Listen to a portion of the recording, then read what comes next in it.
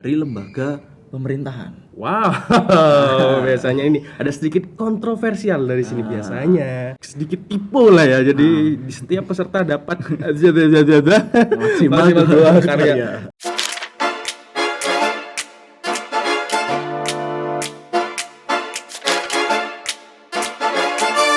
Assalamualaikum warahmatullahi wabarakatuh. What's up, Dots? Kembali lagi di channel Dostruction Studio dengan saya Yoga, Creative Director di Dostruction Studio, dan di sebelah saya. Namaku Ipang sebagai Co-Creative Director di Dostruction Studio. Nah, hari ini kami punya sesuatu yang sangat menarik untuk teman-teman viewer nih, Pang ya. Benar. Yaitu program terbaru kami dengan nama Madesu, makna desain sesungguhnya. Sebelum kita masuk ke videonya, mungkin kami jabarkan terlebih dahulu ya, Pang ya. Madesu itu apa sih gitu ya? benar, Mas. Mungkin Ipang bisa ngejelasin sedikit nih ke teman-teman. Oke, Madesu adalah salah satu program terbaru dari Dostruction Studio. Jadi Madesu ini membahas isu-isu di dunia desain, Mas. Oke. Gitu. Jadi kan biasanya di dunia kreatif ini ada isu-isu mulai dari isu positif sampai ke yang negatif. Nah, gitu. Tapi kita membahasnya dari sudut pandang seorang pelaku industri kreatif ya. Benar, dari sudut pandang profesional sebagai seorang pelaku di industri kreatif. Oke, sebelum kita mulai pembahasan kita kali ini, kita mengingatkan teman-teman jangan lupa untuk tekan tombol subscribe dan juga lonceng notifikasi agar kalian tidak ketinggalan konten-konten menarik dari kami, gitu ya. Benar banget.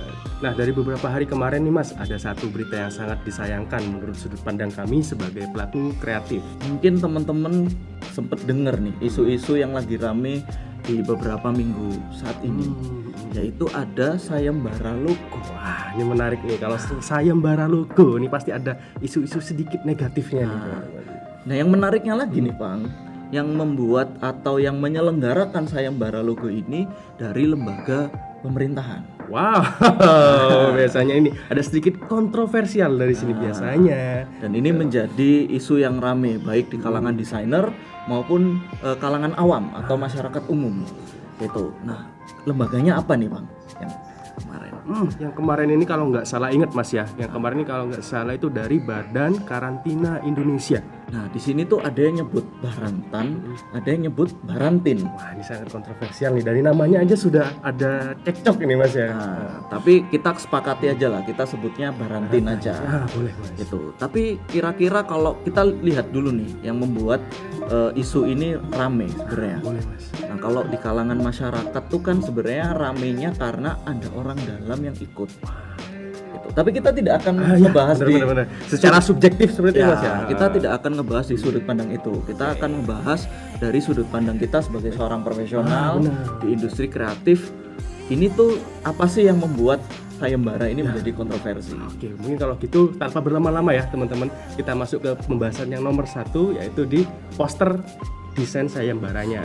Nah, kalau kita riset lagi nih dari posternya ya, sini ada perpotongan yang kurang smooth gitu dengan backgroundnya gitu, di bagian bawah ya terutama, dan ini juga di ketentuan umumnya di bagian ketikannya ini ada yang kurang apa ya, sedikit tipu lah ya. Jadi di setiap peserta dapat maksimal dua karya. Ya, gitu. Oke, tapi kita coba telaah dari ketentuannya dulu nih, Pang. Jadi peserta itu harus mengacu dengan Undang-Undang Nomor 21 Tahun 2019 nih. Itu, yang mana itu berkaitan dengan karantina hewan, ikan, dan juga tumbuhan. Nah, kita lihat dulu nih, Pang, logo Barantin sebelumnya tuh kayak gimana sih? Gitu. Kalau menurut Ipang, logo Barantin yang sebelumnya gimana nih? Kalau menurutku yang ini cukup tepat guna sih Mas. Ada ikon tumbuhan di sini dan juga dari warna-warna pemilihannya menurutku tidak ada sisi urgensi untuk di remake lagi menjadi logo yang lebih baru. Jadi secara ketentuan yang ada di poster ini masih nyambung ya? Masih nyambung sih, ada Mas. ikon tumbuhan atau istilahnya visual tumbuhan. Nah, kalau kita lihat sekarang, nah ini kita coba compare nih Seru nih dengan pemenangnya. Pemenang baru. Nah, kita lihat dulu logo pemenangnya nih.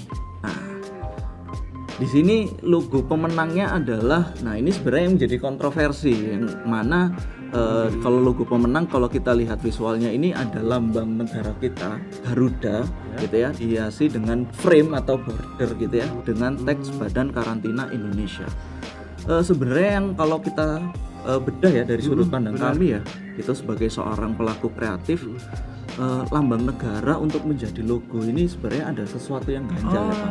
Ada sisi apa ya Mas ya? Emang dari kaidah logo juga kalau di logo di dalam logo kayaknya emang kurang ini Mas ya. Benar. Nah, yang mana kan Garuda ini adalah logo Lambang negara. Nah, lambang negara. Nah, kita coba lihat peserta-peserta lainnya gimana nih, Pak? Ya, boleh. Tapi sebelumnya Mas, sebelum masuk ke peserta lainnya, kalau kita ngacu sama logo baru ini dengan undang-undang yang tadi Mas Yoga sudah sebutkan, sepertinya ada sedikit yang ganjal nih Mas. Oh iya, benar. Nah, tadi kan ada Kita baca lagi nih kita coba undang-undangnya. undang-undangnya. Undang-Undang Nomor 21 Tahun 2019 tentang karantina hewan, ikan dan juga tumbuhan. Dari logo yang terbaru nih, kira-kira hewan, ikan dan tumbuhannya ada di mana ya Mas? Nah, kalau sudut pandang objektif kami kayaknya kurang tepat guna juga ya. Kalau melihat dari ketentuan yang ditulis di website Barantin ini. Kurang bisa memadai dari sayembara ini juga ya Mas ya. Itu karena memang yang namanya logo itu kan representatif sebuah brand, lembaga gitu ya. Dari namanya saya rasa kayaknya juga apa ya, semua orang tahu kok Barantin ini juga dari Indonesia gitu. Jadi nggak harus menggunakan lambang negara juga. Kita coba supaya istilahnya lebih fair objektif. gitu Mas ya. Lebih fair, lebih objektif. Ini karya pertama nih Bang dari teman-teman desainer gitu. Kebetulan di sini teman-teman juga menyertakan filosofinya nih Bang. Benar banget.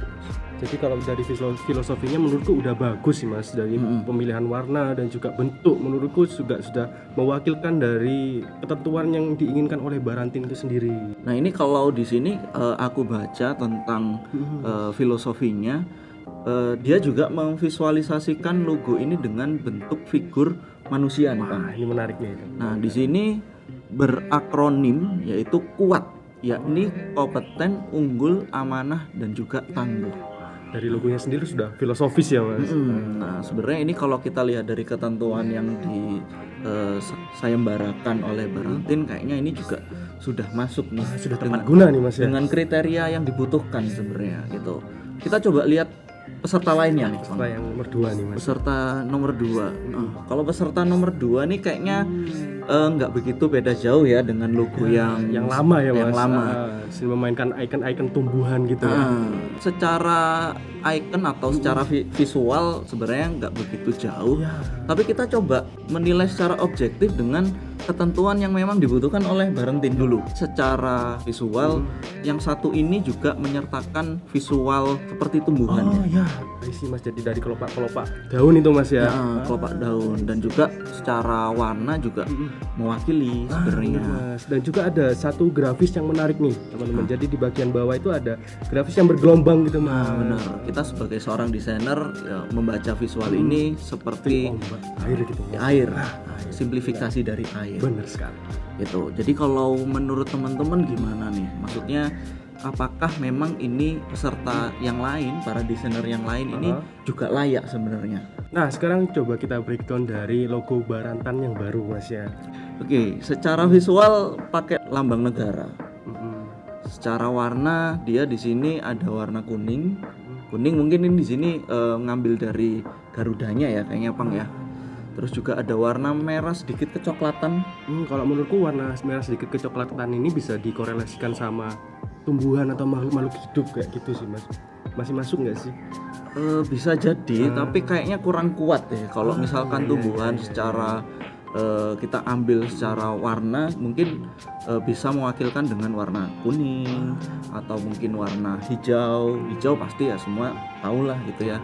Nah mungkin dari sini kita bisa tarik beberapa kesimpulan nih Bang. Benar banget Mas. Nah mungkin untuk poin pertama, buat penyelenggara logo lebih hati-hati lagi dalam membuat sayembaranya, terutama untuk ketentuan-ketentuannya nih Bang. Dan juga bisa mengemas posternya gitu ya, atau layout posternya bisa lebih menarik lagi. Gitu. Saya juga banyak Thomas di Indonesia ini teman-teman yang bergerak di industri kreatif untuk membuat layout sebuah poster itu lebih menarik gitu Mas ya. Benar. Atau juga teman-teman juga bisa kerjasama di studio kami. Oke, mungkin untuk poin yang kedua buat penyelenggara gitu ya, bisa lebih bijak lagi dalam menyeleksi pemenangnya. Nah, benar gitu. Mas, setuju. Karena logo ini adalah salah satu bentuk gambaran sebuah instansi atau perusahaan yang merepresentasikan dari lembaga tersebut Mas ya. benar Oke, setuju gitu. sih. Mungkin ada tambahan lagi nih dari Ipang. Oke, kalau dari aku sih, dari teman-teman yang sudah ikut sayembara kemarin, jangan berputus asa teman-teman. Jadi anggap aja ini sebagai latihan kalian, dan juga karya yang sudah kalian buat bisa jadi portofolio baru untuk meningkatkan value kalian sebagai desainer. Oke, mungkin itu saja untuk episode kali ini. Terima kasih atas dukungan dari teman-teman semuanya. Jangan lupa untuk like, subscribe, dan bagikan video ini agar kami dapat memberikan konten yang bermanfaat. Dan kami akan terus membawa konten Madesu ini untuk membahas lebih banyak lagi topik menarik seputar dunia desain. Dan jangan lupa, desain adalah bahasa visual yang mengungkapkan cerita, emosi, tujuan, dan lebih dari sekedar tampilan. Oke, and see you next episode.